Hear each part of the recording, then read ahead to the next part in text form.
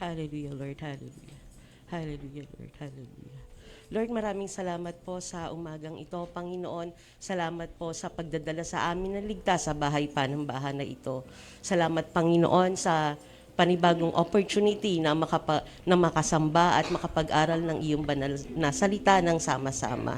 Lord, salamat po sa patuloy na biyayang patuloy na ipinararanas ninyo sa bawat isa sa amin. Lord, as we gather to worship you today, Panginoon, hinihiling po namin ng inyong kapatawaran sa lahat ng mga pagkukulang namin, sa mga nagawa namin, Panginoon, na kasalanan. Lord, pakalinisin niyo po, Panginoon, ang aming mga puso, ang aming mga isip bilang paghahanda sa pakikinig sa iyong banal na salita. Panginoon, sa umagang ito, Panginoon, hinihiling po namin ang inyong anointing, ang inyong divine intervention sa lahat ng mga kapatid na tatayo sa harapan mo ngayong umaga, Panginoon, mula sa aming worship team, sa mga dancers, musicians, and even the technical team, Panginoon. Ganun din po, Panginoon, sa aming Pastor Marlon, na siyang gagamitin mong messenger at magbabahagi ng iyong banal na salita. Pakalinisin nyo, gabayan nyo sila, Panginoon, patuloy na i-anoint nyo sila, Panginoon. We believe, Lord, na kayo lamang, Panginoon, yung tanging makapagbibigay sa amin ng lahat ng kapayapaan na ninanais ng aming mga puso. Salamat, Panginoon, sa pagpapala, salamat sa paggabay, salamat sa proteksyon, Panginoon. Hinihiling namin, Panginoon, na yung mga pagpapala ninyo sa amin ay patuloy na maibahagi namin sa mga taong nakapaligid sa amin upang maging pagpapala rin kami, Panginoon, sa kanila.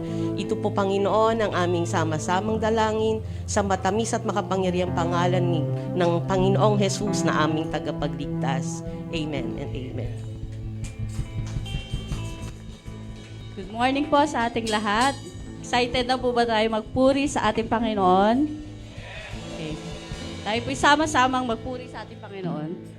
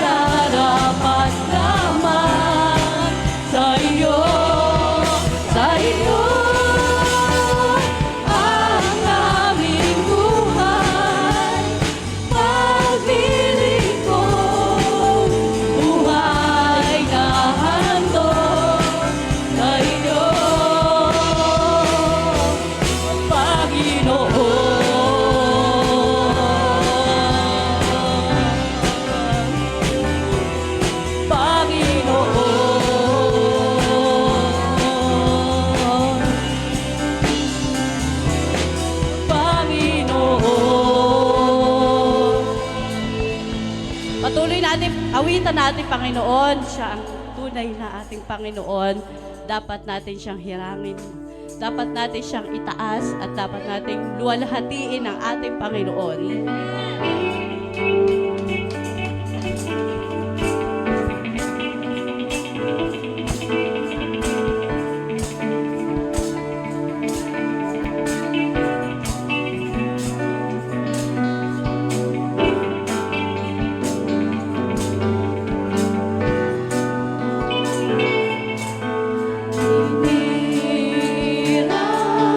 Upang sumamba,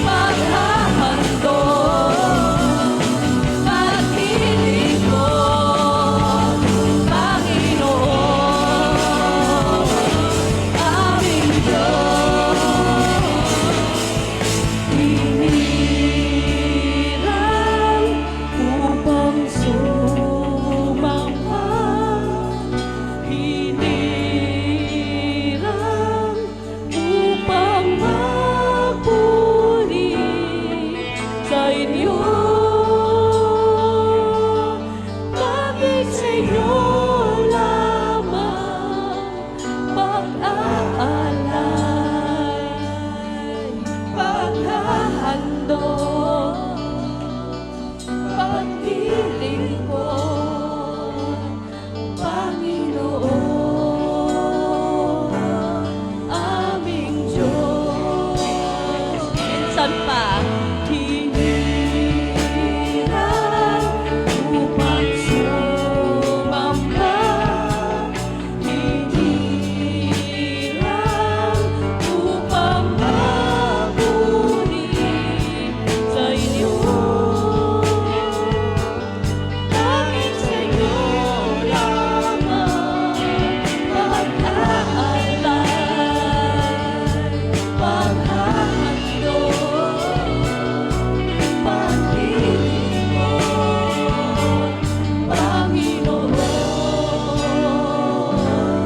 aming Diyos.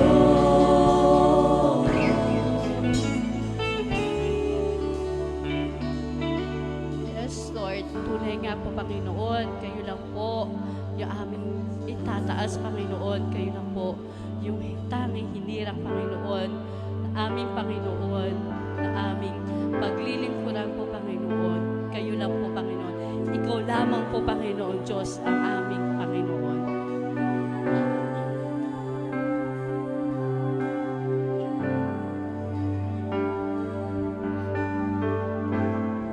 Yes, Lord. Hallelujah, Lord.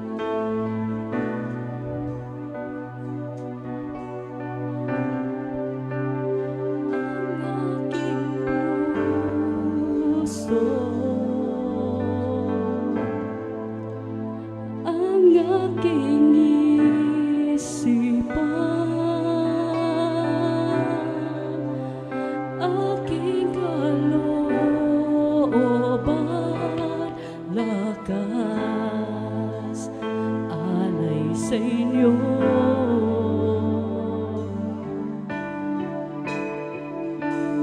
Mamahalin,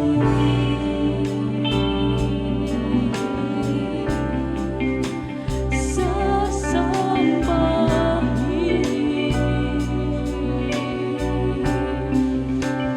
maglilingkod sa inyo lamang, Panginoon.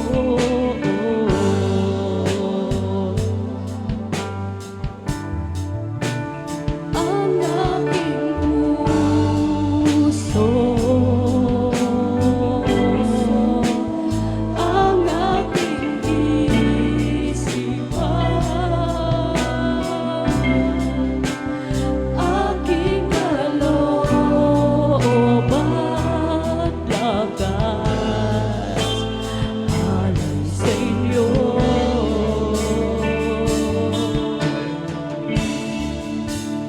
Mamahalin,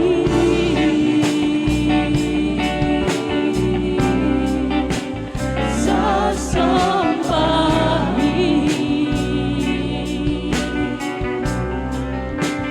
maglilingkod sa inyo lamang, Panginoon.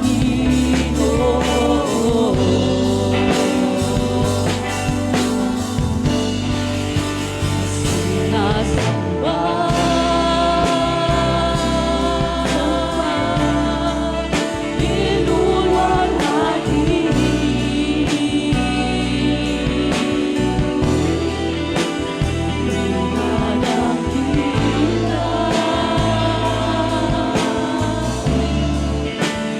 o kay huli,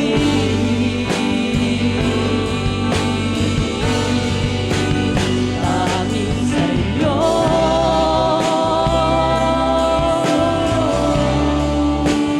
ang pag-ibig,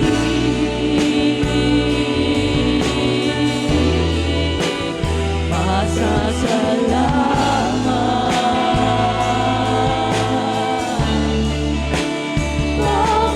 pagpupuri,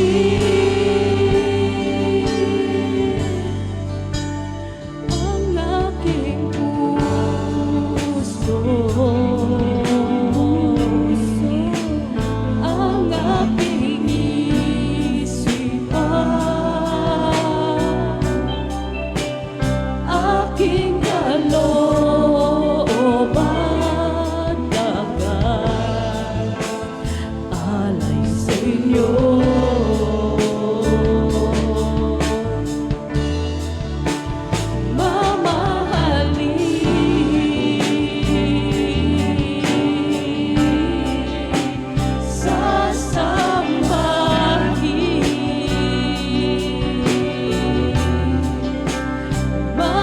Maglilingkod sa inyo lamang, Panginoon.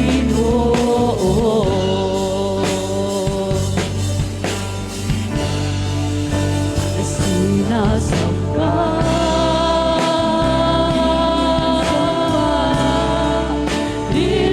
nilulwalhati,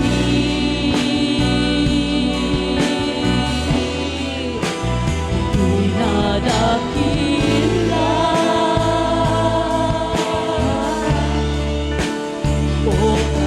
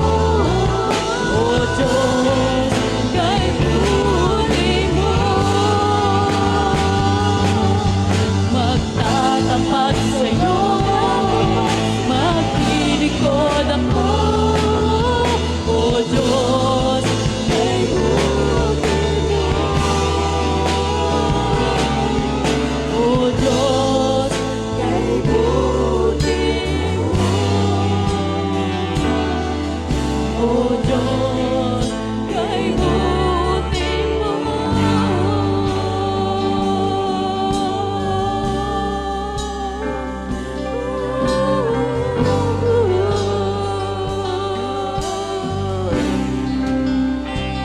Kay buti mo.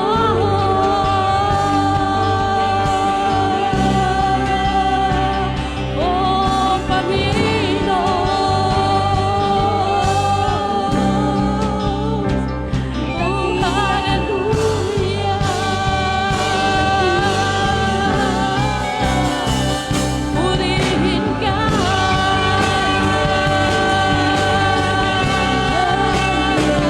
Dakilay ka. Purihin ka, Panginoon.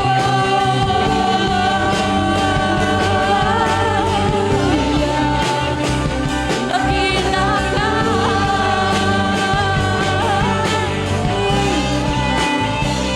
Oh, hallelujah.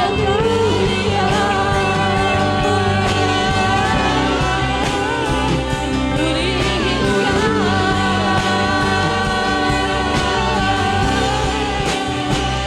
Oh,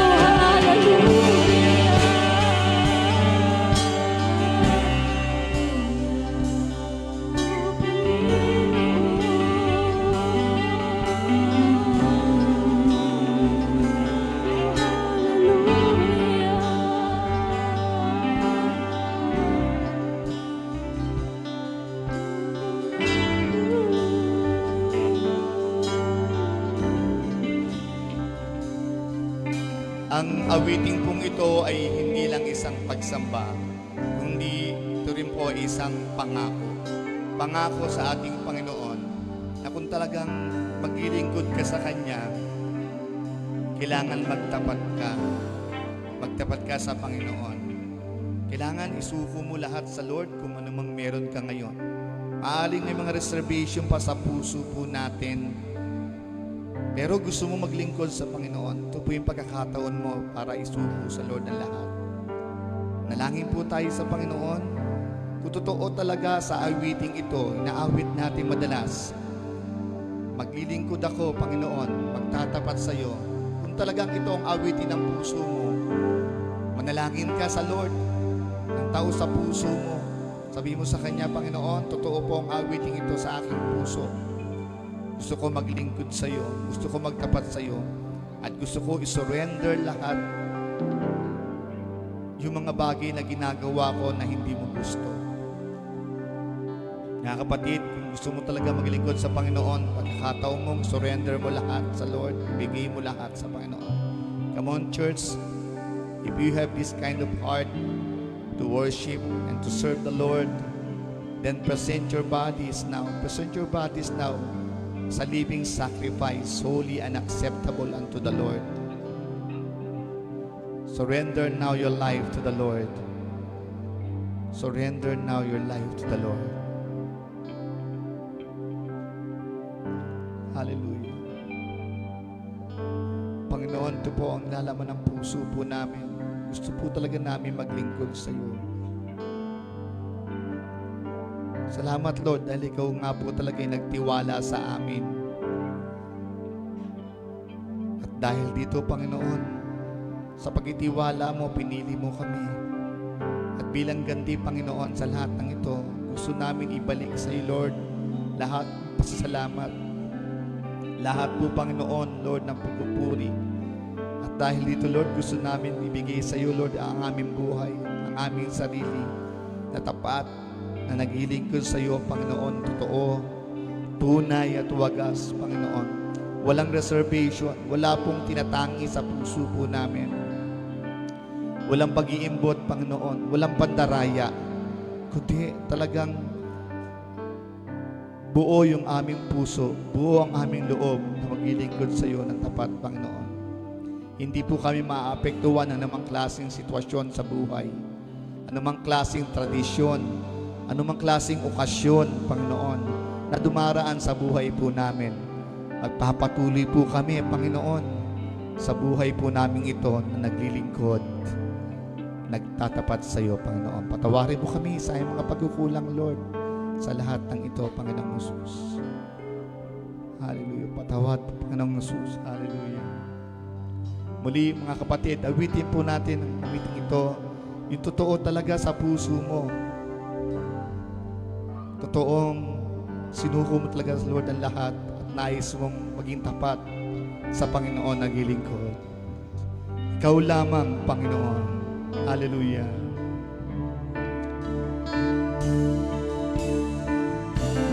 Lamang ang nagtiwala sa akin, O Diyos, di kita bibiguin. Magtatapat sa'yo, maglilingkod ako, O Diyos, kay buhay mo. Yes, Lord! Ikaw lamang! Hallelujah! Ikaw lamang ang nagtiwala sa akin, O Diyos, di kita bibiguin. Magtatapat sa'yo, maglilingkod ako, O Diyos, kay buhay mo. Tanging ikaw lamang, Panginoon. Hallelujah! Ikaw lamang ang nagtiwala sa akin, O Diyos, di kita bibiguin. Nagtatapat sa'yo, maglilingkod ako, O Diyos, kay buhay mo. Ang ikaw lamang, Panginoon. Hallelujah! Ikaw lamang ang nagtiwala sa akin, O Diyos, di kita bibiguin. Magtatapat sa'yo, maglilingkod ako, O Diyos, kay buti mo. Minsan pa ating awitan na ating Panginoon. Ikaw lamang ang nagtiwala sa akin, O Diyos, di kita bibiguin. Magtatapat sa'yo, maglilingkod ako, O Diyos, kay buti mo. Magtatapat sa'yo, maglilingkod ako, O Diyos, kay buti mo. Magtatapat sa'yo, maglilingkod ako, O Diyos, kay buti mo. O Diyos, kay buti mo. O Diyos, kay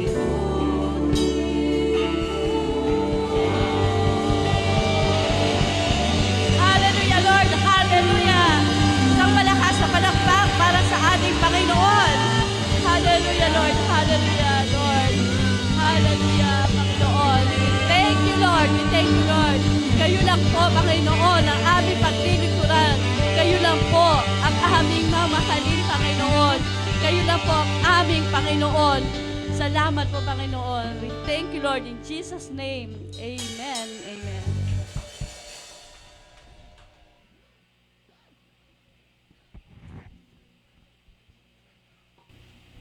Hello, i-recite po natin ang Apostles' Creed. Sumasampalataya ako sa Diyos amang makapangyarihan sa lahat na may gawa ng langit at lupa. Sumasampalataya naman ako kay Jesucristo, iisang anak ng Diyos. Panginoong nating lahat, nagkatawang tao, siya lalang ng Espiritu Santo, pinanganak ni Birheng Maria, pinagpakasakit ni Poncio Pilato, pinako sa krus, namatay inilibing, nanahog sa karoonan ng mga yumao, na may ikatlong araw na buhay na maguli, umakyat sa langit, naluklok sa kanan ng Diyos, amang makapangyarihan sa lahat. Doon magmumulat, paparito at mahuhukom sa nangabuhay at nangapamatay na tao.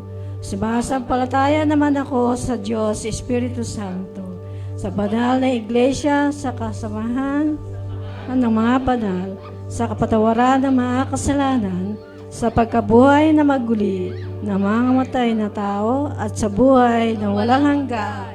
Amen.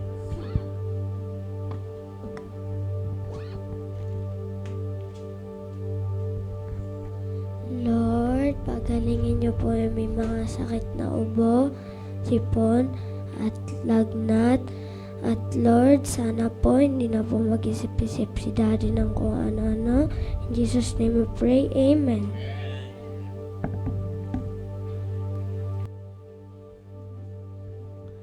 Okay po, bago po tayo magbigay o magkaloob, tayo muna po ay umawit para sa ating pagbibigay.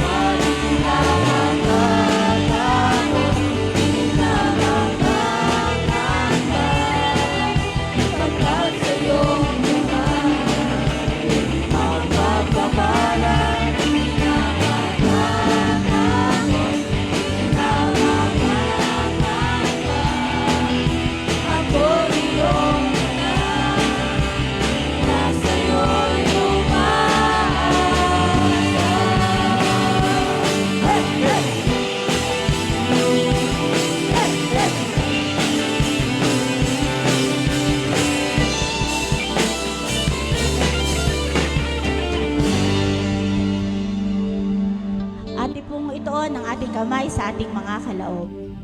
Yes, Lord, hallelujah, Jesus, hallelujah, Lord, hallelujah, hallelujah, Lord, hallelujah. Lord, maraming salamat po sa umagang ito, Panginoon. Patuloy niyo po kaming ginagabayan at inaalagaan, Panginoon, iniingatan sa lahat ng aming mga gawain, Panginoon. Lord, sa umaga ito, Panginoon, binabalik po namin sa inyo ang aming mga biyayang natanggap, Panginoon. Nawa po, Ama, na ibalik niyo po sa mga nagkaloob nito ng siksik, liglig at umaapaw na blessing, Panginoon. Lord, kayo po ang bahala mag-provide sa aming mga pangangailangan. Sa mga kapatiran ko po, Panginoon, na walang kakayahang makapagkaloob, Panginoon, kayo po ang bahala mag-provide sa kanilang mga pangangailangang material, physical at mental, Panginoon. Lord, alam ko po na gustuhin man nilang magkaloob, ngunit wala silang maibibigay, Panginoon, para sa iyo. Kaya Lord, alam ko po na hindi niyo po sila pababayaan. At Lord, yung pong mga kapatiran ko rin po na naghahanap ng trabaho at wala pang trabaho sa ngayon, Panginoon. Lord, kayo po ang mag-provide ng kanilang mga pangangailangan din, Panginoon. Kayo po ang magbigay sa kanila, Panginoon, ng trabaho, Panginoon. Upang sa darating na gawain, Panginoon, ay makakapagbigay na po sila para sa inyo, Panginoon. Lord, dalangin ko rin po na ang mga kaloob na ito, Panginoon, ay magamit sa aming mga gawain sa church, Panginoon. Baka matugunan po nito ang lahat naming mga pangangailangan, lalong-lalo na po ang building na aming pinapangarap, na alam ko po, Panginoon, na inyo po i-provide. Darating ang araw na matutupad din po ito, Panginoon. Lord, dalangin ko po na kayo na pong muli ang bahala sa mga blessing na ito, kung ano man pa po ang kakulangan sa panalangin ko, Panginoon, kayo na po ito magtugon. Ito lang po ang aking samot dalangin sa matamis na pangalan ni Jesus. Ang lahat ay magsabi ng Amen. Alright, so sa mapagpalang umaga po sa ating lahat. So, good morning. Sabihin niyo yung katabi niyo ng good morning. Ayan, ngayon po ay magpapatuloy tayo sa pag-aaral ng ating Book of Exodus. So, minarapat ko po na pagsamahin ang 26-27 kasi yung mapupunta sa 27, mabibitin siya kasi it is part of Book 26. But just the same, kahapon ay kagagaling lang natin sa ating undas. So, sino mga nagpunta sa simenteryo? Wala. So, kami po nakatatlo, kaya medyo pagod. So, ganoon naman po ngayon. At least, nagkita-kita ng mga kamag-anak, nagka-sharing, and then bonding. Ayan, mahalaga, bonding. So, not necessarily na hindi natin na yung All Saints Day, but rather it is an opportunity to be with our relatives, loved ones, and also to remember the dead. Ayan. Remember lang, hindi hindi for other, no? Okay, so I think mas pa-increase yung mga nag-aano ngayon tungkol doon sa mga Halloween party, no? Parang taon-taon lalong nagiging intense yung mga Halloween party. Iniisip ko nga baka sa susunod wala na pupunta sa sementeryo, mag-Halloween na lang eh. Pero mas mahalaga po yung relasyon natin sa ating mga kamag-anak upang maalala na nila na sila'y mamamatay din. At bago mamatay, ano ba yung the best na maipagkakaloob natin sa kanila na hindi kayang tumbasan ng pera? Di po ba yung buhay na walang hanggan? Alam natin na pag sila'y bumalik na sa piling ng Panginoon, alam natin na merong silang buhay na walang hanggan. It is the really essence of life, no? So, hindi yung magkamal ka, magkaroon ka ng maraming pera, mangurakot ka, but rather, the best we can give, the best we can have in life is life itself, eternal with God. Amen po ba? Amen. So previously, ang topic natin with Pastor Jess, yung sa Halloween. So I believe everyone is enlightened, no? Patungkol sa mga magko-costume ng mga zombies. So hindi po yun ang nais ng Diyos na tayo maging zombie. Ang nais ng Diyos tayo maging anak niya, makapiling niya sa kanyang kaharian. Amen? So part pa rin po ito ng ating pag-aaral na nais ng Diyos na makaduel sa atin. So nais ng Diyos na makapiling tayo, nais ng Diyos na yung presensya niya laging nasa atin. So yung tao na lang kung bakit ayaw nilang nando sa presensya ng Lord, pero ang Lord gusto lagi ang presensya niya suma sa atin. Amen po ba? So kaya yung 25, 26, 27 ng Exodus, ito nagpapatungkol sa kagustuhan ng Diyos na nandun yung kanyang presensya sa atin. Maalala natin nung previously, tinuro din ni Pastor Jess, yung Ark of the Covenant. Okay? Meron na ba? Okay, hindi lang po natin yung ating mga...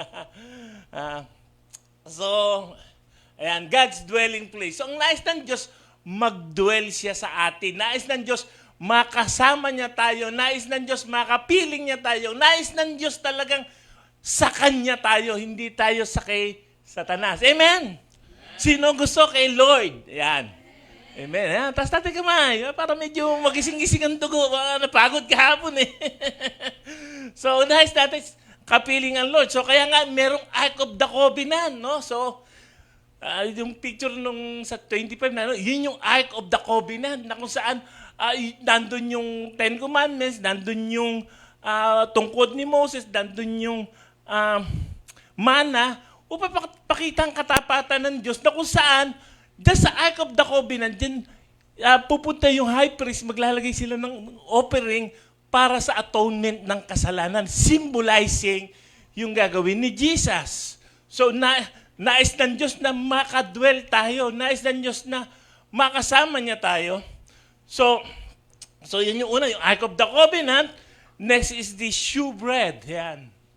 Yan yung shewbread, yan yung tinalakay din natin kay Pastor Jess na nandyan yung tinapay na kung saan it reflects the body sacrifice of Jesus, no? Na kung saan tayo ay tinubos ni Jesus at ang pangatlo, showbread pala. Next is the gold lampstand, no? So, yan, yung menorah kung tawagin sa Israel, no? Menorah, that is a 7 lampstand na kung saan laging may ilaw yan. Hindi nila pinababayaan na walang ilaw. Nilalagyan niya ng oil which symbolize the Holy Spirit that sa buhay natin, kailangan lagi tayong filled with the Holy Spirit upang lagi tayong nagniningas, lagi tayong nagliliwanag. Amen po ba? So that's the concept ng chapter 25 na kung saan nais ng Diyos na makaniig niya tayo, makasama niya tayo, maging present siya sa buhay ng Israel. Amen? So, the tabernacle centered on the dwelling of God among us. So, para makadwell ang Diyos sa mga Israelita during that time, ay nagpagawa siya ng tabernacle because it symbolized the presence, the place where God can dwell. No? Kaya doon merong outer court, holy place, at merong holy of holies na walang pwedeng pumasok maliban sa high priest on a single day on the day of Yom Kippur or the Day of Atonement. Isang beses lang. Pagka unworthy pumasok, mamamatay. So, because God wants to be with His people, pinagawa niya yung tabernacle kung saan yung presensya la, hindi si Lord, yung presensya pa lang ni Lord ang magdudwell doon.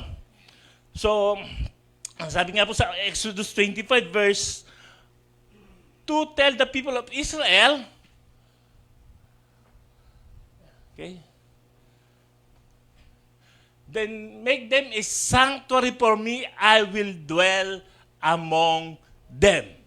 So, ang nais ng Diyos, makaduel, makasama ko ang mga bayan ko, ang Israel, sa piling ko. So sa buhay natin, mas maganda ngayon dahil yung pinaka-offering si Jesus Christ. Kaya ang Holy Spirit nagdodwell na sa atin. But that will come later, no? So makikita natin ng nais ng Diyos, makasama tayo. Amen?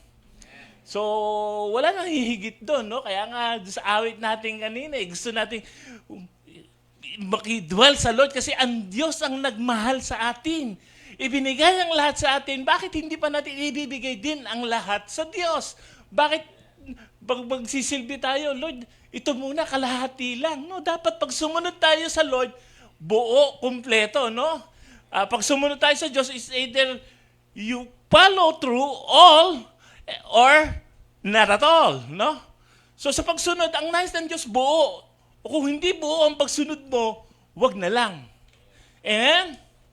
Parang kinakabahan kayo sa dapat ang nais ng Diyos pag sumunod tayo, buo. No? So, their sacred offerings accept the contribution from all whose hearts are moved to offer to them. So makikita natin na during that time, nung gagawin yung dwelling place ng Lord doon, yung tabernacle, hiningi ng Diyos yung mga offering na nais nila ibigay, no? So hindi naman sa pilitan. Sabi ng Lord, ako ibigay nyo yung mga gusto nyo ibigay na makapag-offering sa Kanya, no?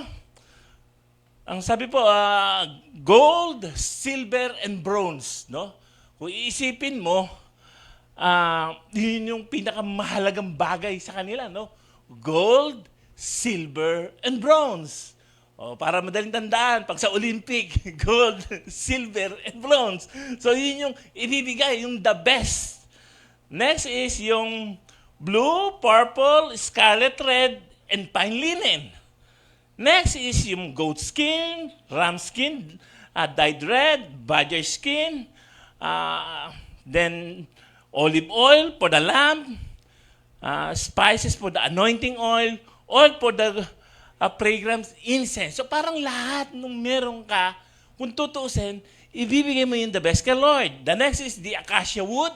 Yung acacia wood, matatagpuan yun along the way. Even in the desert, tumutubo po yung acacia wood So lahat naman siguro dito nakakita na ng puno na akasya. Malaki yun, di ba? So I believe ang mga Israelita ay talented din sila para putulin, gawin nila to para ma-construct yung tabernacle. So there were onyx stones for the breastplate. So yung onyx stone, bigay mo rin kung meron ka para sa breastplate ng priest na magsaserve, no? So tanong, where it came from, no? Paano nagkaroon sila ng gold, silver, and bronze? Mga alipin nga sila sa Egypt eh. So, di ba, ang Israel, nung umalis sila sa Egypt, they plundered the Egyptian. Lahat ng mga ari-ariang ginto, pilak, tanso ng mga Egyptians, ibinigay nila sa Israel. Dahil nung umalis sila, dahil sa tindi ng mga pinagdaanan ng mga Egyptians na salot, lalo na nung panghuli na namatay yung mga firstborn, para sa mga Egyptian, even the Lord moved to their heart na kung anong meron kayo, ibigay nyo na sa mga Israelita para pag alis nila, mayaman sila. And so makikita natin na gold, silver, bronze, anything na meron sila, binigyan nila sa Egyptian, umalis lang kayo. So they were rich, no? Pero saan ang galing yung rich na yun? Di ba kay Lord din?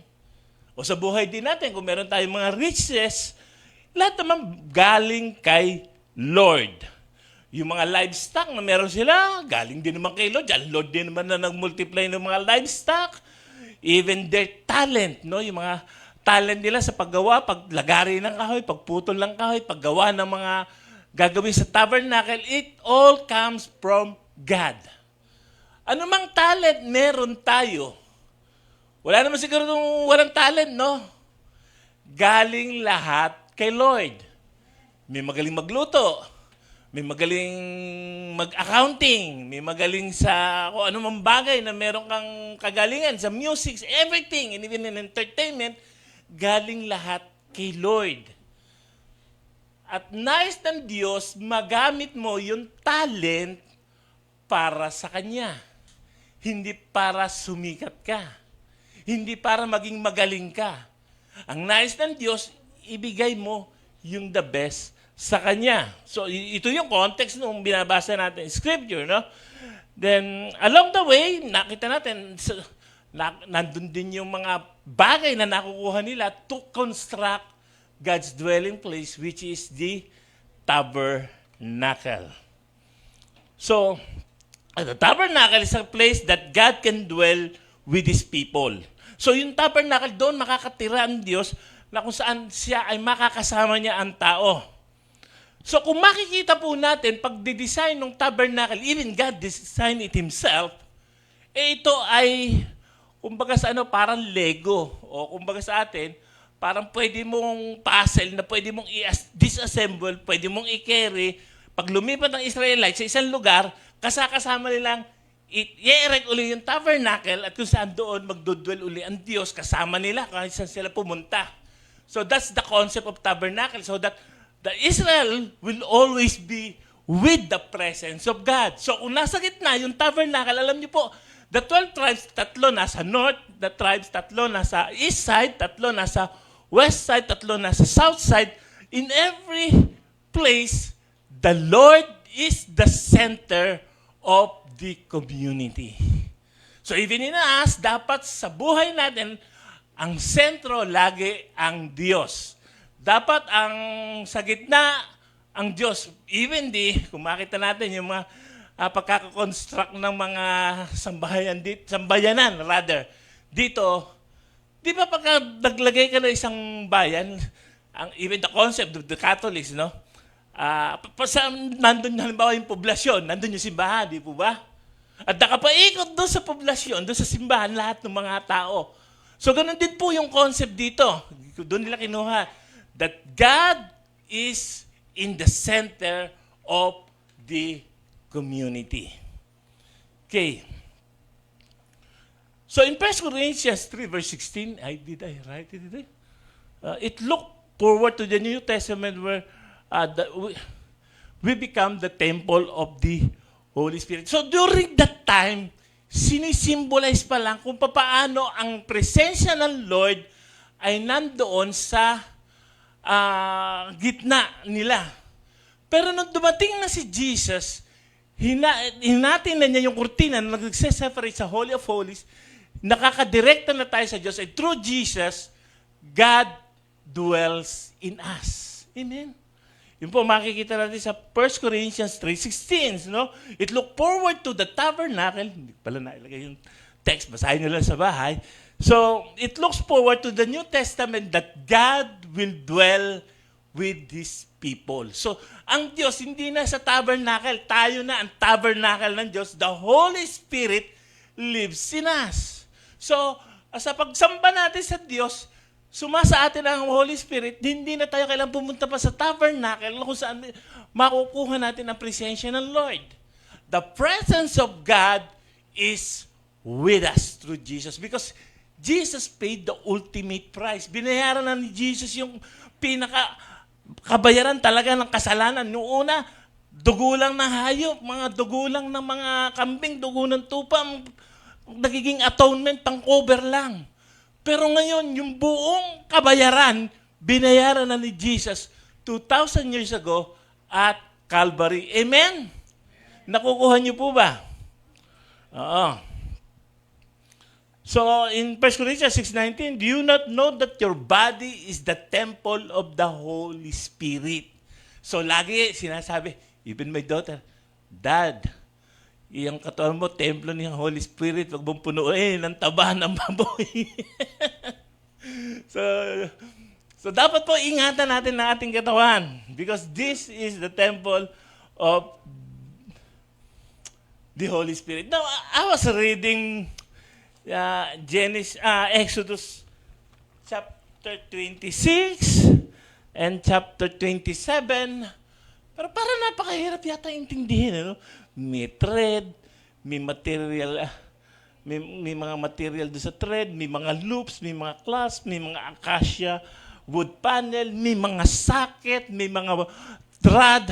Parang napakahirap i-picture. No? Even minsan nga dinodrawing ko pa dito para maiano ko mabuti. Pero hirap ako. Sabi ko, paano kaya yung mga kapatiran? Medyo hirap din siguro intindihin. Baka antukin, makatulog sa pagbabasa. Amen? Medyo hirap ba kayo kung babasahin niyo yung Exodus 26:27? It's about the details of how will the Israelite build the tabernacle. But kung iisipin natin, parang napaka-intricate naman, Lord, ba't kailangan pa yon? Bakit? Because God is holy. Nais ng Diyos na kung paano natin maunawaan ang kalwalhatian, ang kalinisan, ang kapurihan ng Diyos, kailangan natin maunawaan that is how God has made it intricate to construct the tabernacle itself. So, inisip ko noon, nagagawa ko ng yung model na parang house model kung paano ko construct yung tabernacle. Palagay ko hindi ko madadali ito na isang buwan para medyo maganda kasi lalagyan mo mga guy wire yung bako, lalagyan mo ng pipinturahan mo, dodrawingan mo ng cherubim yung tapos maglahanap ka ng mga tela na magko-cover doon sa tabernacle itself. So, napakahirap. Ano nga ako pinakamaganda solusyon? Una nga, ko na. Okay.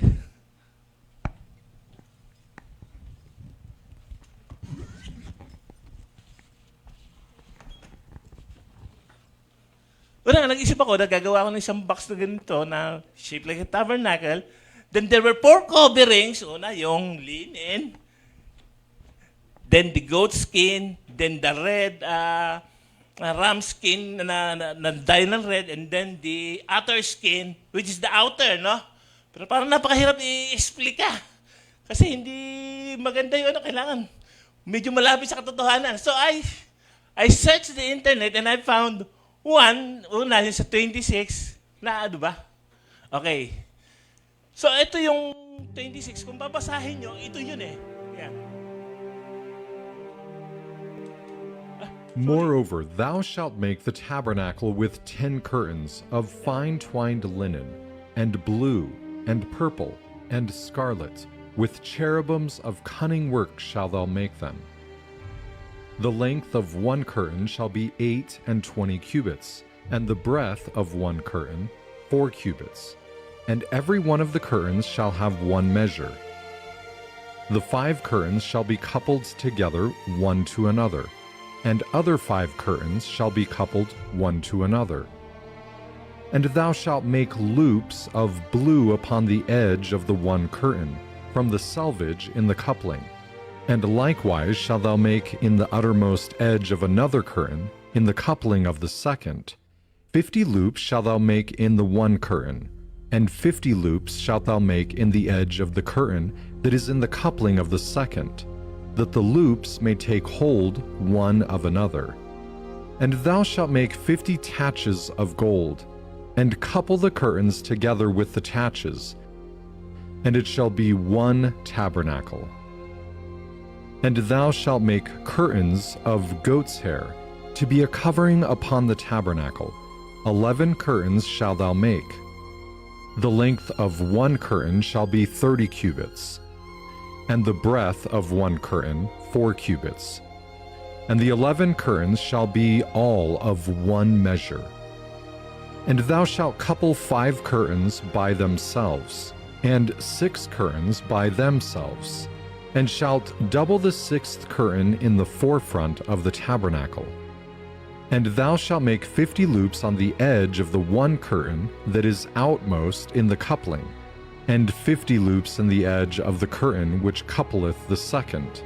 And thou shalt make 50 taches of brass, and put the taches into the loops, and couple the tent together, that it may be one. And the remnant that remaineth of the curtains of the tent, the half curtain that remaineth, shall hang over the backside of the tabernacle, and a cubit on the one side, and a cubit on the other side of that which remaineth in the length of the curtains of the tent. It shall hang over the sides of the tabernacle on this side and on that side, to cover it. And thou shalt make a covering for the tent of ram skins dyed red, and a covering above of badgers' skins. And thou shalt make boards for the tabernacle of shittim wood, standing up. 10 cubits shall be the length of a board, and a cubit and a half shall be the breadth of one board. 2 tenons shall there be in one board, set in order one against another. Thus shalt thou make for all the boards of the tabernacle. And thou shalt make the boards for the tabernacle, 20 boards on the south side southward. And thou shalt make 40 sockets of silver under the 20 boards, 2 sockets under one board for his 2 tenons, and 2 sockets under another board for his 2 tenons. And for the second side of the tabernacle on the north side there shall be 20 boards, and there 40 sockets of silver, 2 sockets under one board, and 2 sockets under another board. And for the sides of the tabernacle westward thou shalt make 6 boards, and 2 boards shalt thou make for the corners of the tabernacle in the 2 sides. And they shall be coupled together beneath, and they shall be coupled together above the head of it unto one ring. Thus shall it be for them both. They shall be for the 2 corners. And they shall be 8 boards, and their sockets of silver 16 sockets, 2 sockets under one board, and 2 sockets under another board. And thou shalt make bars of shittim wood, 5 for the boards on the one side of the tabernacle, and 5 bars for the boards on the other side of the tabernacle, and 5 bars for the boards of the side of the tabernacle for the 2 sides westward. And the middle bar in the midst of the boards shall reach from end to end. And thou shalt overlay the boards with gold, and make their rings of gold for places for the bars, and thou shalt overlay the bars with gold. And thou shalt rear up the tabernacle according to the fashion thereof which was showed thee in the mount. And thou shalt make a veil of blue, and purple, and scarlet, and fine twined linen of cunning work, with cherubims shall it be made.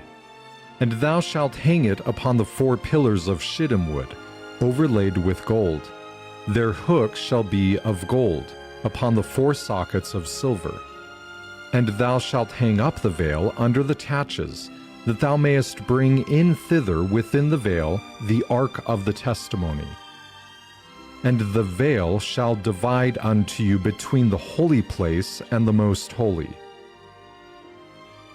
And thou shalt put the mercy seat upon the ark of the testimony in the most holy place. And thou shalt set the table without the veil, and the candlestick over against the table on the side of the tabernacle, towards the south. And thou shalt put the table on the north side. And thou shalt make an hanging for the door of the tent, of blue and purple and scarlet, and fine twined linen, wrought with needlework. And thou shalt make for the hangings 5 pillars of shittim wood, and overlay them with gold. And their hooks shall be of gold. And thou shalt cast 5 sockets of brass for them. Yan. So, yun po yung chapter 26. Nabasa nyo na ng buo, naunawaan nyo na mas mainam at mas madaling unawaan, no? So, sabi sa 1 Corinthians 6:19, do you not know that your bodies are the temple of the Holy Spirit who is in you, whom you have received from God when you are not your own? Okay? So, hindi tayo, ang Diyos po ang nagmamayari sa atin. So, that is Exodus 26. So, mas madaling maunawaan kaysa basahin mo kasi mas naunawaan mo kung ano yung mga tinutukoy na loops, the socket. Actually, makita natin kung bakit socket is because pwede nilang i-dismantle uli at pwede nilang i-carry uli yung tabernacle kung saan sila mag-move. So, even our construction today, during our time, so, gumagamit din kami socket pero binubuhos namin simento kaya pag nabuhusan mo yung poste, ala nang bunutan yun. Permanente na. So, dito, pwedeng tanggalin, pwedeng bitbitin. So, mas madali natin ngayon ma-explain yung chapter 26 na Exodus. Now, let's move to chapter 27. Next slide, next video, please.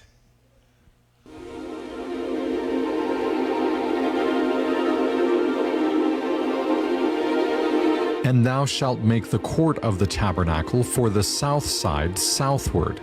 There shall be hangings for the court of fine twined linen, of 100 cubits long for one side, and the 20 pillars thereof, and their 20 sockets shall be of brass.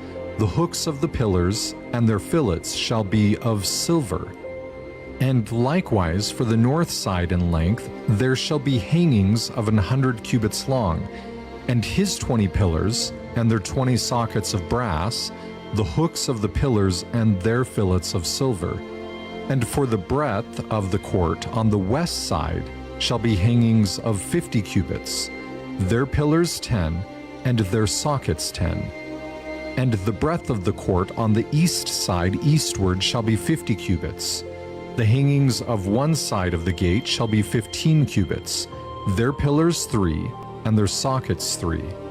And on the other side shall be hangings 15 cubits, their pillars 3, and their sockets 3. And for the gate of the court shall be an hanging of 20 cubits, of blue and purple and scarlet, and fine twined linen, wrought with needlework. And their pillars shall be 4, and their sockets 4. All the pillars round about the court shall be filleted with silver. Their hooks shall be of silver, and their sockets of brass. And the length of the court shall be 100 cubits, and the breadth 50 everywhere, and the height 5 cubits of fine twined linen, and their sockets of brass. All the vessels of the tabernacle in all the service thereof, and all the pins thereof, and all the pins of the court shall be of brass.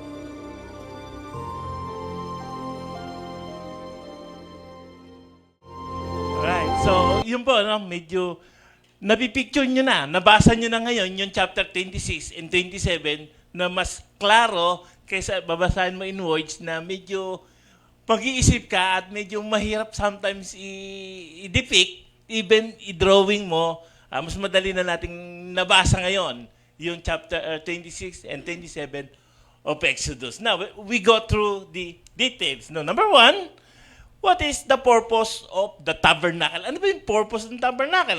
Una is so that God can live and dwell with Israel. So, 25 verse 8, do sa previous chapter na pinag-aralan natin, no?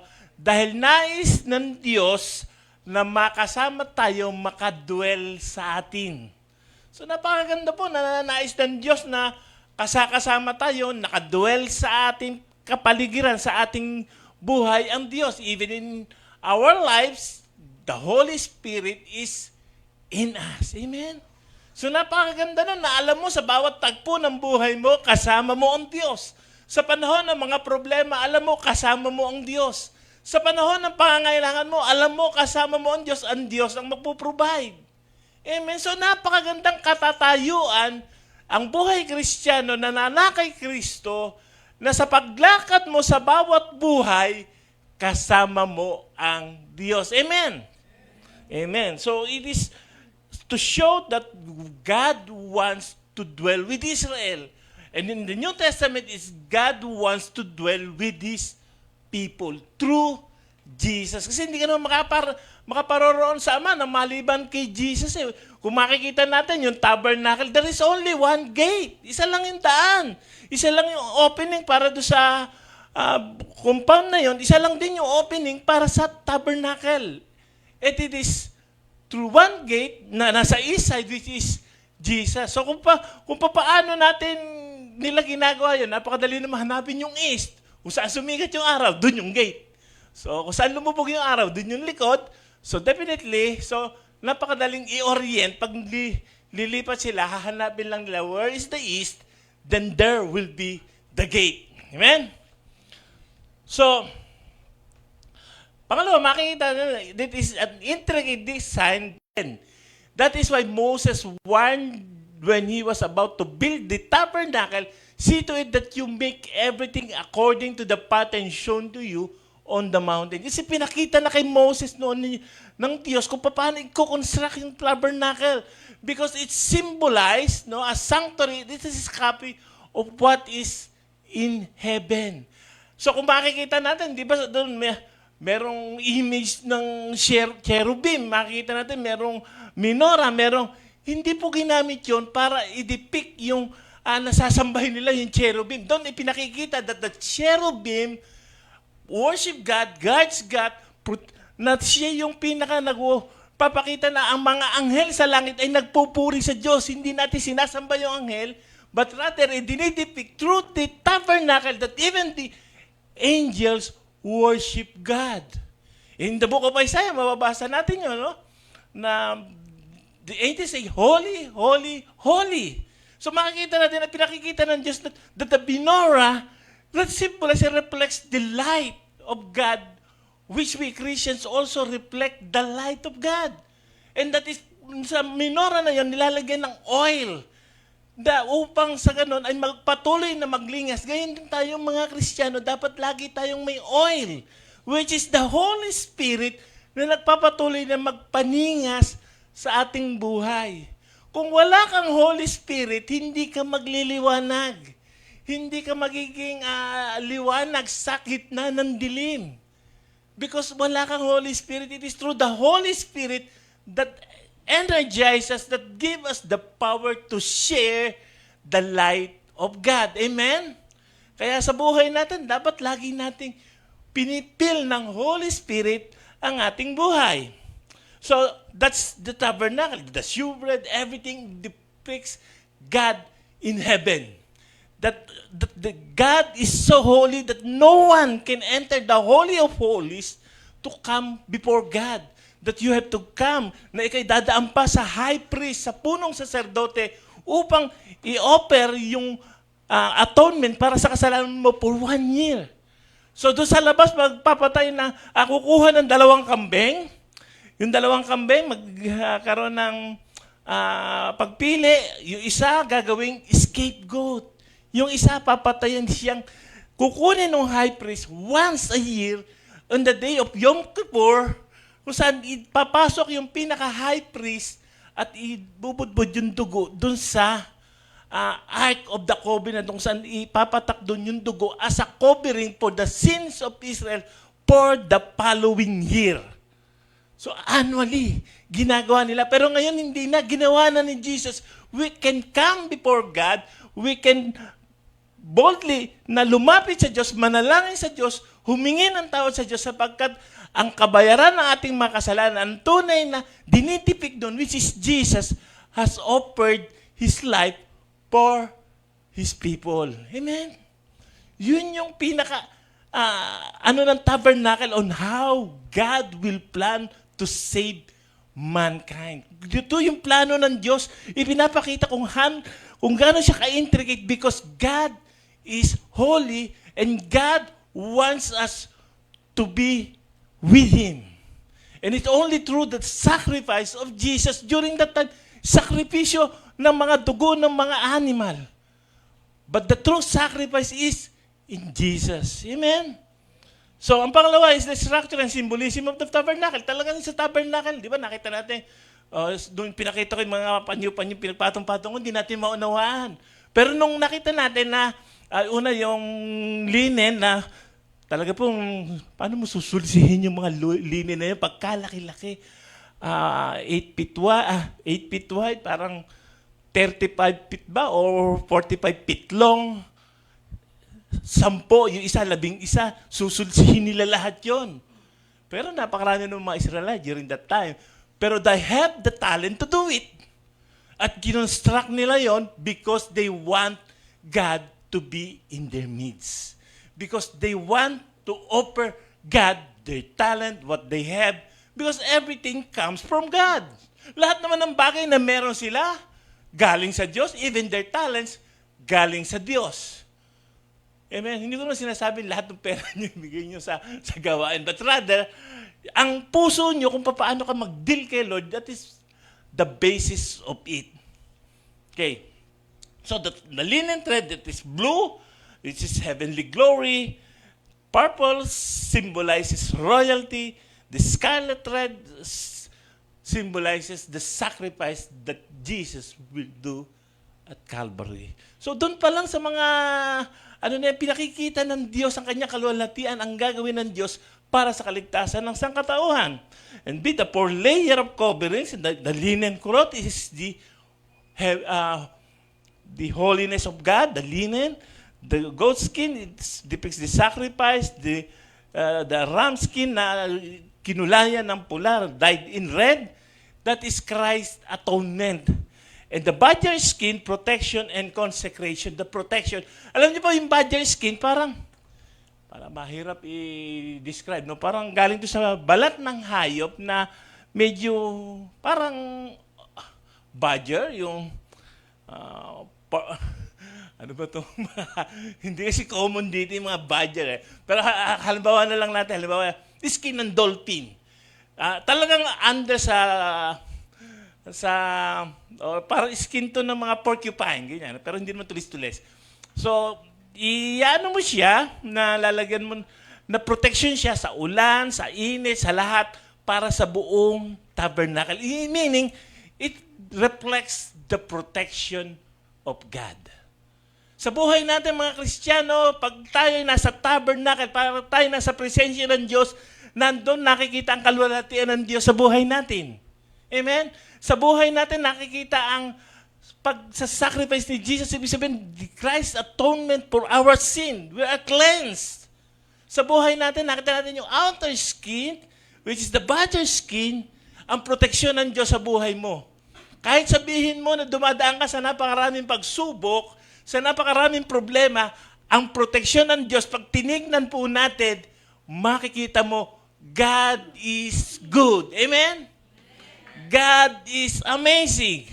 Ibig sabihin sa buhay natin, pag tayo na sa tabernacle, pag ang Diyos namubuhay sa atin, anumang problema, suliranin, kinakaharap natin, na pagtatagumpayan natin, even in the midst of it, nandun yung kagalakan, nandun yung hope, nandun yung pag-asa, nandun yung pananampalataya na ang Diyos ang siyang tutugon sa bawat pangangailangan, bawat problema na kinakaharap natin sa ating buhay. Amen? So that is how the tabernacle is in us that God is with us. Kahit sabihin mo, hindi ikaw kasing yaman nila Con, nila Alcantara, masaya ang buhay mo kasi kasama mo ang Diyos. Higit na meron kang kapayapaan sa buhay kesa sa kanila na marami lang pera. Pero sa buhay mo, pagkasama mo si Jesus, may pera ka man o wala, ang Diyos ang magpo-provide. Pagkasama mo si Jesus, may bodyguard ka man o wala, ang Diyos ang protection mo. Amen? And even in every circumstances in life, if God is in your presence, in your life, God is with us and life is amazing. I mean, try to imagine, ang Diyos sumasayo, ang presensya ng Diyos sumasayo, and how much more na talagang kung ano man kinakaharap mo sa buhay, talaga nandun yung katagumpayan, nandun yung pagpapala, nandun yung kakontentuhan sa buhay, kaligayahan sa buhay. Bagamat pwede sabihin ng iba, salat tayo sa maraming bagay, pero hindi salat ang ating Diyos para tugunin ang bawat nating pangangailangan. Amen? Amen. Okay, number 3. Hindi ko alam kung overtime na ako. 3. Application for today. Paano natin i-apply? Una, we can approach God through Jesus Christ. Dahil sa ginawa ni Jesus, we can approach God, no? Na yung Holy of Holies, which is God, the very holy God, na ang pwede lang pumasok yung punong saserdote, na pag sumablay, actually, may bell silang dala-dala, may tali yan eh. Pag pumasok sila, hindi worthy yun, mamamatay yun eh, mabubuhan na lang. Pag wala na silang nadidinig na bell na kumukulingling, ibig sabihin, ano na nangyari doon sa punong saserdote natin? Ba't hindi na kumakalingling? Hindi na kumakalingling yung kanyang bell sa kanyang tagliran. Baka namatay, nahihilahin nila yung tali para mailabas yung sa punong saserdote na na-elect that time upang siyang mag-alay ng blood offering. Pero ang ating punong saserdote, which is Jesus Christ, is the offering Himself that is worthy to pay for our sins. Amen? Amen. So we can approach God through Christ. Sabi sa Hebrews 4, verse 14 to 16, therefore, since we have a great high priest who has ascended into heaven, Jesus, the Son of God, let us hold firmly to the faith we profess. For we do not have a high priest who is unable to empathize with our weaknesses. Pero yung mga ating high priest, si Jesus, na siyang naging kabayaran nating makasalanan at naranasan ni Jesus kung ano yung dinaranas ng tao, ng karaniwang tao, that He empathizes with us. Madalas natin sila sabi, sorry Lord, tao lang. May nagsasabi ba nun sa inyo dito? Sorry Lord, tao lang eh. Kasi Jesus know. Alam ng Diyos, alam ni Jesus kung ano yung mga pinagdadaanan natin. He has suffered through that. But napagtagumpayan niya ito. Bagamat alam niya ang kahinaan ng tao, nandun ang pagpapatawad ni Jesus. Nandun ang pangunawa ni Jesus. Lahat ng tao makasalanan. No one is worthy before God. And only Jesus can make us worthy. Kaya nauunawaan niya tayo. Para sa ibang mga tao, mga born na ganyan, hindi naman sila totoong mababait, mga ano din naman yan, may mga kalokohan din yan, may mga pagkakamali. Pero alam ng Diyos yun, higit sa lahat, yung pagkakamali, kasalanan natin, pagkukulang natin, binayaran na ni Jesus 2,000 years ago at Calvary. And through that offering, we can come before God. Pwede na tayong lumapit sa Diyos. Hindi na natin kailangan ng bell. Hindi na natin kailangan na humanap pa ng high priest para mag-intercede sa atin. Because Jesus Himself is the high priest that paid for our sins that we may be worthy to come before God. Na tayo makakalapit na sa Diyos. Na tayo makakadalangin na sa Diyos directly through Jesus. Amen. Oh, remember, Jesus is the only way. I am the way, the truth, and the life. Ako ang buhay, ang katotohanan ng totoong daan. I am the way. Amen. So sa tabernacle, isa lang yung pinto. Si Jesus yun. Wala na ibang way to go to heaven. There is only one way to come before God. except through Jesus. Kung wala si Jesus, anything you do is in vain. Ubusin mo man lahat ng pera mo, kayamanan mo, buhay mo. Kung wala si Jesus, that is futile. Okay. So we can approach God through Christ. So siya yung high priest na siya nag-o-offer na kanyang buhay para sa atin. Pangalawa, the veil that separate the most holy place was removed by Christ's sacrifice. No? Yung veil na nagse-separate do sa most holy place was removed by Jesus Christ. No? So makita po natin yan sa Luke 23 verse 44 to 47. Okay, it was now about noon and darkness came over the whole land until 3 in the afternoon. This is the crucifixion time. For the sun stopped shining. Tumigil sa pagliwanag ang araw. Ibig sabihin, nagdilim.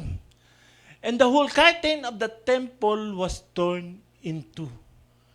Napunit ang curtain. Kasi doon sa tabernacle, di ba, meron nagse-separate doon sa Holy of Holies at doon sa Holy Place. Nawala na yung curtain. Pinunit na ni Jesus nung mamatay siya sa krus ng Kalbaryo upang siyang maging kabayaran ng kasalanan na ang tao pwede nang dumirekta sa Diyos. Amen? So that is why Jesus is symbolized as the tabernacle. Siya yung pinakasentro na nagdinidepict ng tabernacle na ang ka-holiness ng Diyos at kailangang kabayaran ng dugo para sa kasalanan ay ginawa ni Jesus. That is looking forward for the Israelites to be saved. So umaasa sila na may dadating na tagapagligtas which is Jesus. Okay? And let us see is live as God's dwelling place. In 1 Corinthians 6:19, do you not know that your bodies are temple of the Holy Spirit is in you, whom you have received from God? You are not your own. So ang templo ng banal na Espiritu yung ating katawan. Ibig sabihin, God dwells in us. We are now the tabernacle. Tayo na yung tabernacle ng Diyos na kung saan nagdudwell ang Diyos sa atin at kung saan ang Diyos ay suma sa atin. Amen? So, pag sinabi nating church, yung ibig sabihin, ecclesia, sa mga nag-aaral sa foundation class, it is the group of people. Tayo, ecclesia tayo. Pero bawat isa sa atin, templo ng Diyos. Ang Diyos na nasa atin because we accepted Jesus. Pag sinabi naman nating temple, yung templo talaga, ay yun yung ipapagawa natin o yung building na ipapagawa natin sa mga darating na panahon. I'm look forward na kung pwede, next year. By faith, ano ba sa? By faith. Next year. Maililay natin ang foundation. We will start with it by faith. Nothing is impossible with our God. No? So, medyo talagang mahirap po parking. Ano yung pastor? Parehong nakipark na kila Steve. So, I believe, doon, kahit tigi-tigi sa kayong sasakyan, kakasya tayo. So, I believe, i-bless kayo ni Lord, kakaroon kayong tigi-tigi sa sasakyan para sa ganon, yung sa lugar na paglalagyan natin para sumamba sa Diyos, meron paglalagyan lahat. So, pag binless naman kayo ni Lord, siyempre, i-bless nyo yung gawain ni Lord. Amen po ba? Amen. Amen. So, that's how it works. Because if God has blessed you, you have to be a blessing. Amen. Hindi tayo pinagpala ng Diyos para mapagpala lang tayo. Tayo pinagpala upang maging pagpapala. Amen. In Matthew 5:16, I think, sabi po rito, in the same way, let your light so shine before others that they may see your good deeds and glorify the Father which is in heaven. Kung ang sa buhay natin na ninirahan ng Diyos, dapat tayo nagliliwanag upang maluwalhati ang Diyos sa buhay natin. Because God lives in us. Alam niyo po yung Matthew 5:16, number 1 na kabisadong verse na anak ko, I think mga 4 years old.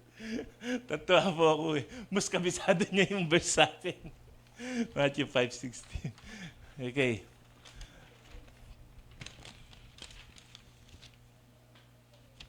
So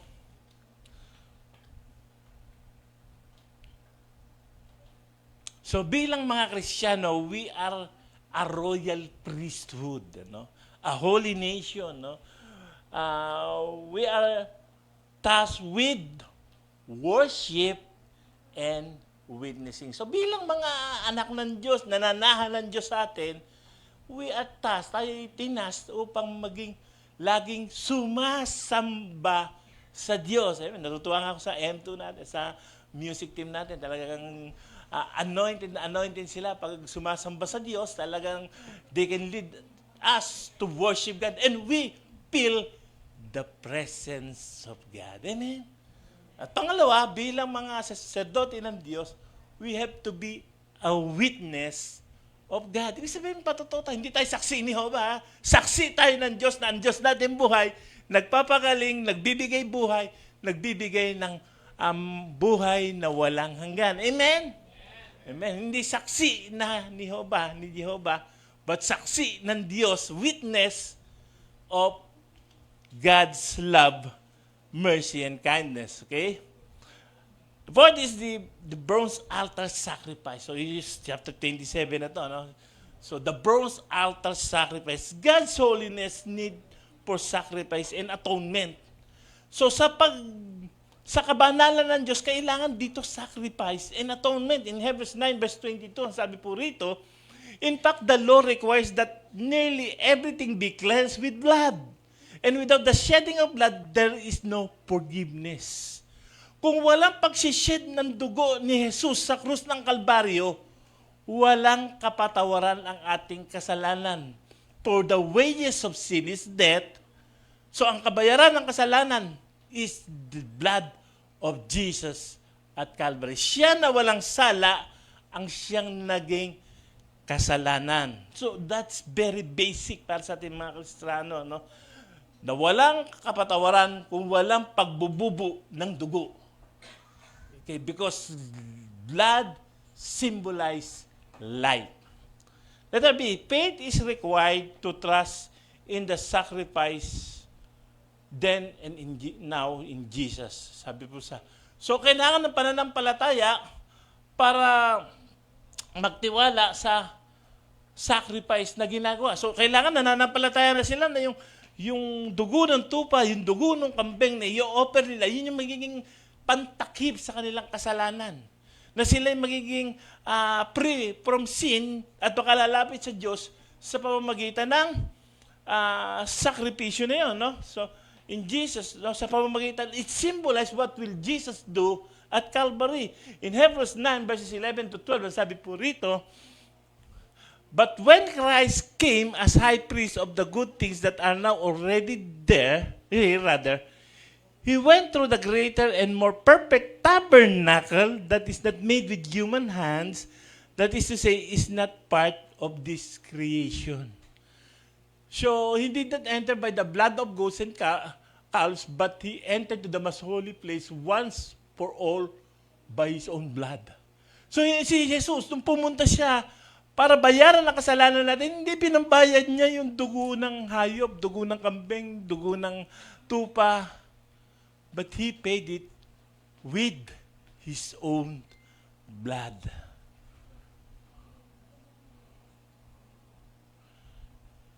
Okay. Letter C. The altar was the first step toward reconciliation. The altar was the first step toward reconciliation.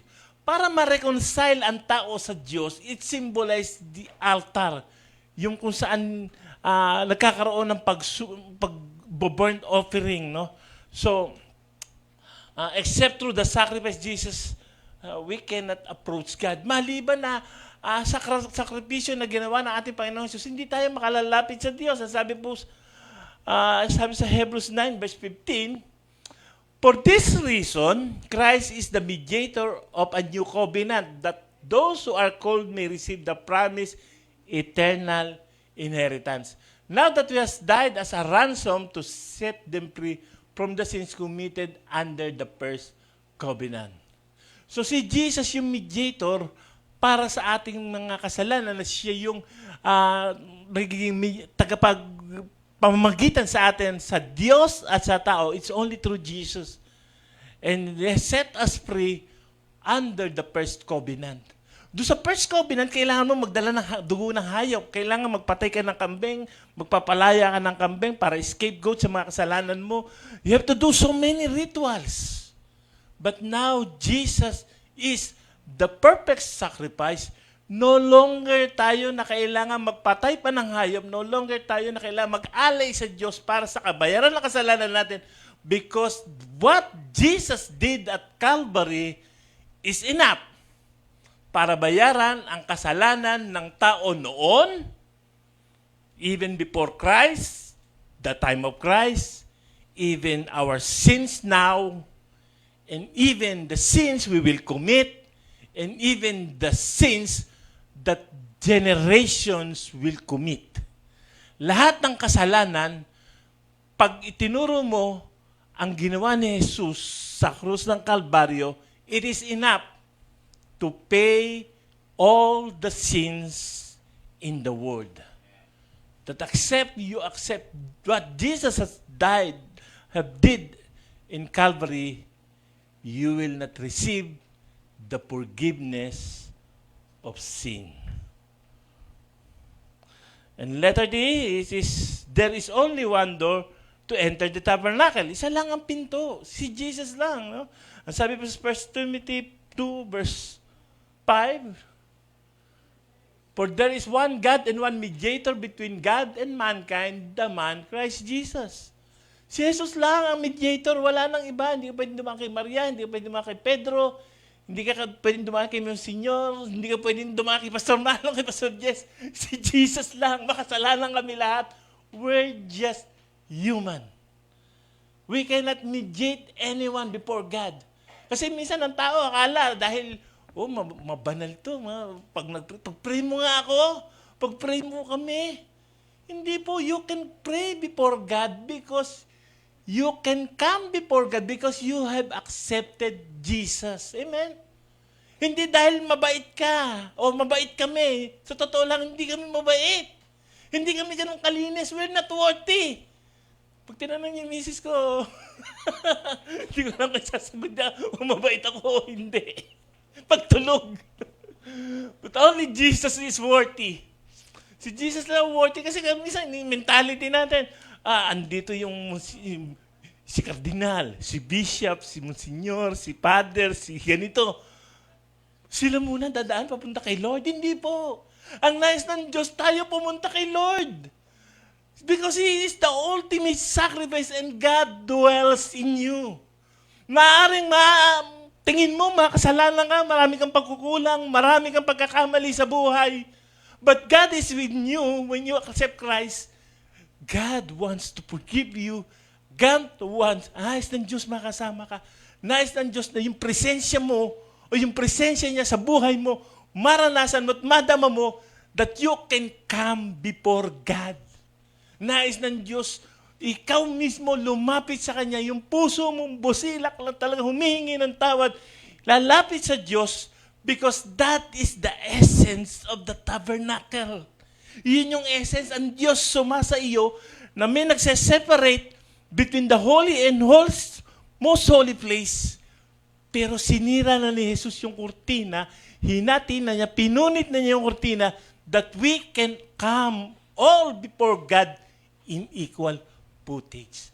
Pare-pareho po tayo pwedeng lumapit sa Diyos. Amen po ba? So nauunawaan na natin that the tabernacle was created by God that He can be with His people to symbolize what will happen in the future.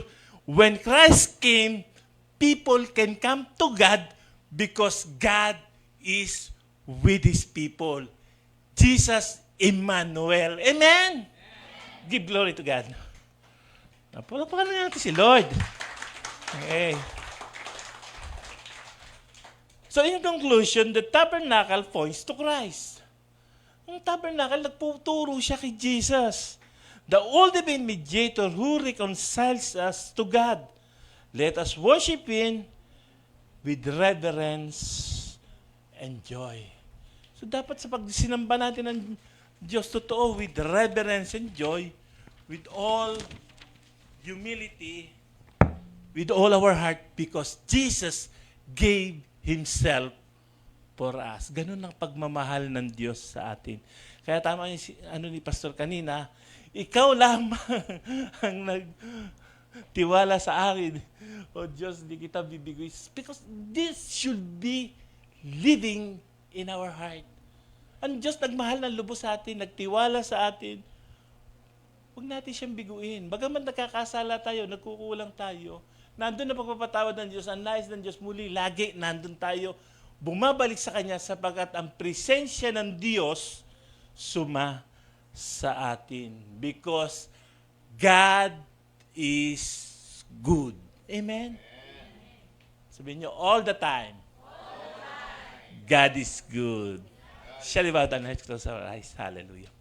Hallelujah, our Lord. Hallelujah. Ama, sa pangalan ni Jesus, uli, maraming salamat that you have created the tabernacle to symbolize that in the future, you will give the perfect offering, your only begotten Son, Jesus, so that we may be worthy before you dahil nais mong sumama sa amin. Nais mo yung presensya mo na sa amin. Salamat po, O Diyos, sa dakilang pag-ibig mong ito, O Diyos. Sa noon pa man, Panginoon, desire mo na makasama kami. And that is through Jesus. Salamat po, Panginoon, sa dakila mong pag-ibig. Salamat, O Lord, sa dakila mong pagmamahal. Salamat, O Diyos, sa iyong bugtong na anak na kung saan, Panginoon, sa pamamagitan niya, we can come before you. Makalalapit kami sa iyo, O Diyos, and say, Abba, Father, aming Ama, that you are a God to us, Panginoon, that anything we are going through, ikaw ang nakababatid, ikaw ang makatutugon, ikaw ang siya magiging katugunan sa lahat ng aming mga pangangailangan, even the forgiveness of our sins through Jesus Christ our Lord. Salamat po sa iyong pag-ibig. Salamat sa tabernacle. Salamat kay Jesus. This we all pray in the name of Jesus. And everybody say agree and say, Amen. Amen.